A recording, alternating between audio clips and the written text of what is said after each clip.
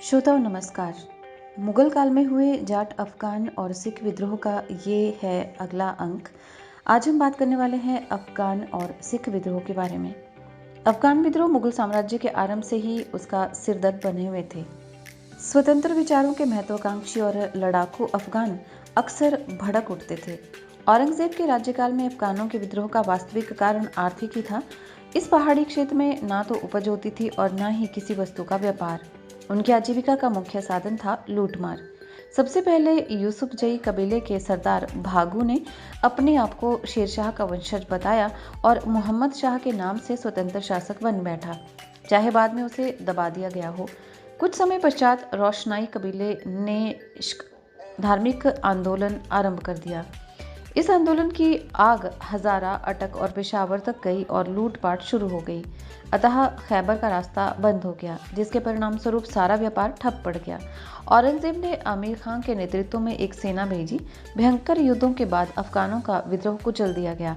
मारवाड़ के शासक जसवंत सिंह को जमरूद का फौजदार बना दिया गया। अफगानों का सबसे भयंकर विद्रोह 1672 ईस्वी में हुआ था, जब अफरीदी सरदार अकमल खां के नेतृत्व में अफगानों ने हथियार उठा लिए थे। उसने स्वयं को स्वतंत्र शासक घोषित कर दिया, अपने नाम का खुतबा पढ़वाया और अपने सिक्के चलाए। उसने मुगलों को युद्ध के लिए ललकारा और सभी अफगानों को एकजुट होकर सामना करने को कहा। खैबर दर्रा बंद हो गया। मुगल फौजदार आमिर खान ने टक्कर ली, पर हार कर वो भाग खड़ा हुआ।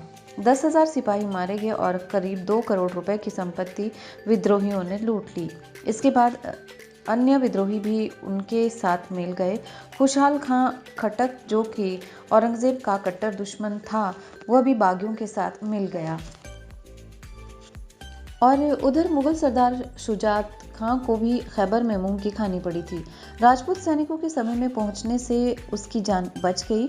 औरंगजेब को करीब 1 वर्ष तक पेशावर में रहना पड़ा। कई कूटनीतिक चालें चली गई, बार बार बल प्रयोग किया गया और कबीलों को आपस में लड़वाया गया। तब कहीं कुछ समय के लिए शांति स्थापित हो पाई। और अगर हम बात करें सिख विद्रोह की, तो मुगलों के खिलाफ सिखों का विद्रोह, जो कि प्रत्यक्ष रूप में 1675 में औरंगजेब द्वारा गुरु तेग बहादुर जी को प्राणदंड दिए जाने के बाद शुरू हुआ था। औरंगजेब के विरुद्ध सैनिक बगावत करने वालों में सिख सबसे अंतिम थे। सिख गुरुओं के साथ जहांगीर और शाहजहां के शासनकाल में भी संघर्ष हुआ था, लेकिन इन संघर्षों के कारण धार्मिक न होकर राजनीतिक और व्यक्तिगत थे। गुरु तेग बहादुर जी के कत्ल से सिख फिर पंजाब के पहाड़ों में लौटने पर बाध्य हो गए थे। इस कारण सिख आंदोलन धीरे धीरे सैनिक रूप अपनाता गया। इस दिशा में गुरु गोविंद सिंह का योगदान महत्वपूर्ण रहा। उन्होंने संगठन खड़ा करने में बड़ी योग्यता दिखाई और 1699 में खालसा पंथ का गठन किया। इसके पहले गुरु गोविंद सिंह जी ने पंजाब के पहाड़ों की तराई में मखोबाल अथवा आनंदपुर में अपना मुख्यालय स्थापित किया था। पहले तो स्थानीय हिंदू राजाओं ने आपसी झगड़ों में गुरु गोविंद सिंह जी की मदद से लाभ उठाना चाहा, पर शीघ्र ही गुरु गोविंद सिंह स्वयं शक्तिशाली हो गए और उनके और पहाड़ी प्रदेशों के राजाओं के बीच कई लड़ाइयां हुई, पर अंत में उनकी विजय हुई। अब औरंगजेब ने लाहौर के प्रशासक और सरहिंद के फौजदार वजीर खां को गुरु गोविंद सिंह जी के खिलाफ पहाड़ी राजाओं की मदद करने के लिए कहा। मुगलों और उनके मित्रों ने सिखों के किले पर घेरा डाल दिया। अब किले के अंदर भूखमरी की हालत हो गई और वजीर खां द्वारा सुरक्षा का आश्वासन देने पर गुरु गोविंद सिंह को किले के दरवाजे खोलने पड़े। वजीर खां के आश्वासन के बावजूद जब सिखों की सेना बाढ़ भरी नदी को पार कर रही थी, तब वजीर खां के सैनिकों ने अचानक उस पर हमला कर दिया। इस हमले में गुरु के दोनों पुत्र बंदी बना लिए गए और जब उन्होंने इस्लाम को स्वीकार करने से इनकार कर दिया, तब सरहिंद में उनका कत्ल कर दिया गया।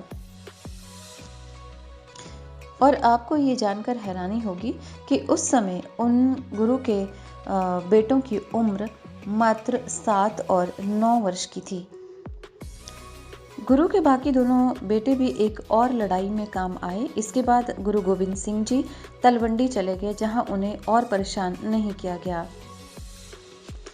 इसके साथ ही राजपूत भी हिंदुओं का एक सैनिक वर्ग माना जाता था, जिनकी सहायता से अकबर ने अपने राज्य की नींव पक्की की थी और आंतरिक विद्रोहों और विदेशी शक्तियों का सामना करने के लिए उनकी सेवाओं को प्राप्त किया था। औरंगजेब ने ऐसे स्वामी भक्त और शूरवीर लोगों को भी अपना शत्रु बना लिया था। मारवाड़ के राजा जसवंत सिंह की मृत्यु के पश्चात उसके राज्य को हड़पने और उसके पुत्र को पकड़ने का प्रयत्न करने से उसने राजपूतों को अपना विरोधी बना लिया। अब उन्हीं राजपूतों ने, जिन्होंने मुगल साम्राज्य के लिए सीमेंट का काम किया था, उसके साम्राज्य की जड़ें काटना आरंभ कर दिया था। ऑडियो बुक के इस अंक में आज बस इतना ही।